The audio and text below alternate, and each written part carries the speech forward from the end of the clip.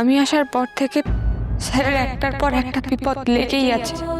কই আমি আসার আগে তো এরকম হতো না। তাহলে আমি অপয়া, আমার জন্যই এরকম হচ্ছে।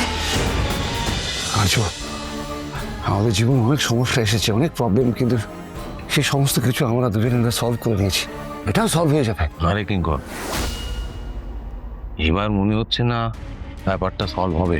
আর্য, শরীরে অনেক সময় অনেক রোগ বাসা বাঁধে আমাদের অজান্তেই, আমরা বুঝতেই পারি না। সেই রোগ কুড়ে কুড়ে খায় আর একদিন জীবনটাকে শেষও করে দেয়। আর সব রোগের তো ওষুধ হয় না, চিকিৎসাই থাকে না। ভাই,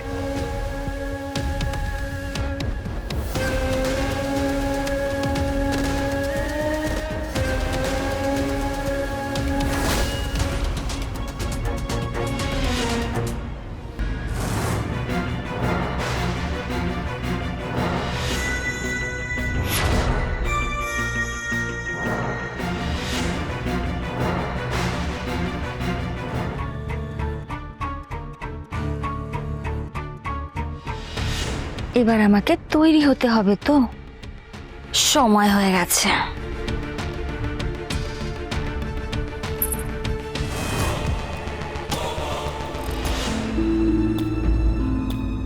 আর্য,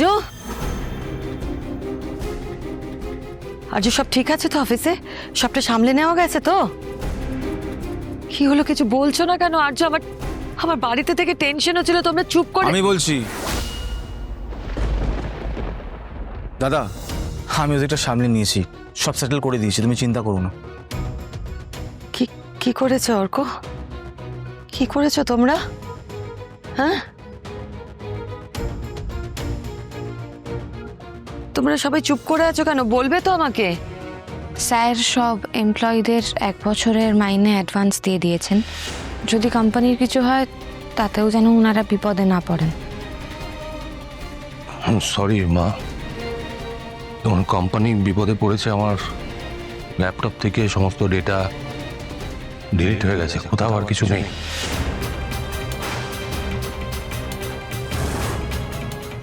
কে আর্য? কে করলো এটা? আমাদের এত বড় ক্ষতি কে করলো? কি মনে হয় তোমার? জানি না মা, কে করেছে কিছু জানি না। তার আগে আমাদের এই লড়াইটা লড়তে হবে। কোর্টের সমন পৌঁছে গেছে অন্য কোম্পানিগুলোর থেকে।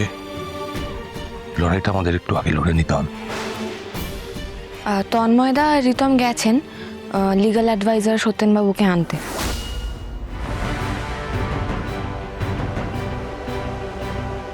আমি জানি তুমি পারবে আর্য, তুমি পারবে।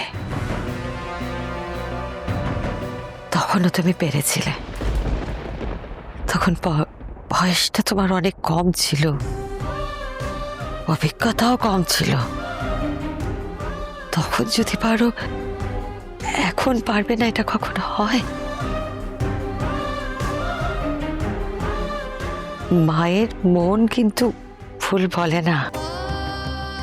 আমি বলছি, আর আমি বিশ্বাস করি যে তুমি পারবে। এই কোম্পানিকে আবার তুমি দাঁড় করাতে পারবে।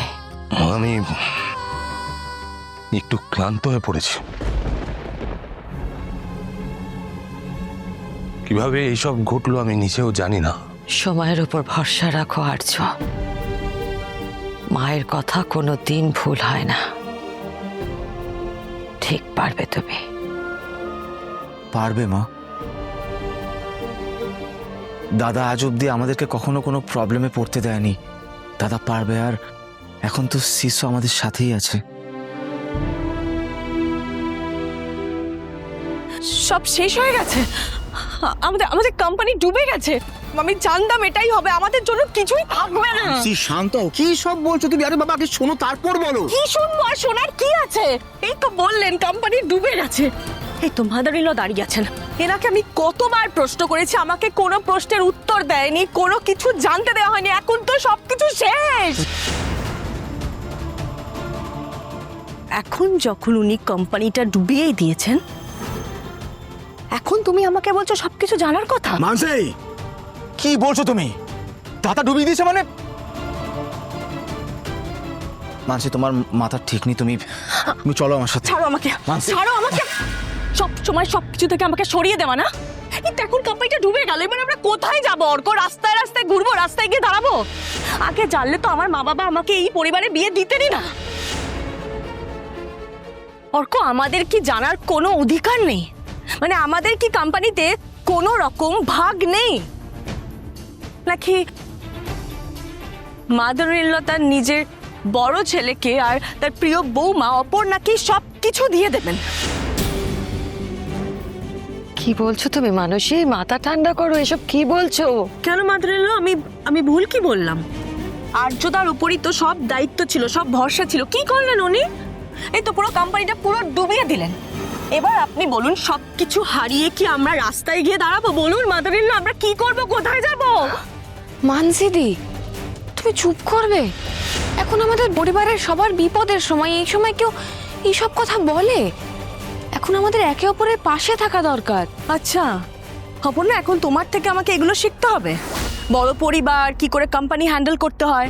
শোনো, তুমি তো থাকতে ওই কলোনিতে, সবাই মিলে মাথা গুজিয়ে একটা ঘরের মধ্যে থাকতে, আর পাড়ার বাথরুম সবাই একসাথে ইউজ করতে। এরকম তো একটা ফ্যামিলি থেকে তুমি বিলং করো। তুমি আমাকে শেখাচ্ছ ক্লাস, ফ্যামিলি স্ট্যাটাস, এগুলো এখন তোমার থেকে আমাকে শিখতে হবে? তুমি কোন মুখে এত বড় বড় কথা বলছো? তুমি আসার পর থেকেই তো একটার পর একটা বিপদ লেগে রয়েছে। কিডন্যাপ, খুন, জেল, কিচ্ছু বাকি নেই। এতটুকু শান্তি পাচ্ছি না আমরা। আর এই সব কিছু হয়েছে তোমার জন্য। কেন জানো?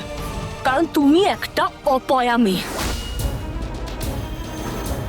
অপয়া মেয়ে তুমি একটা। মানসী, শাট আপ। চুপ করো, কারোর কিচ্ছু হবে না। এত তুমি ভাবো না, আমি কারোর কিচ্ছু হতে দেব না। Shut up, just shut up.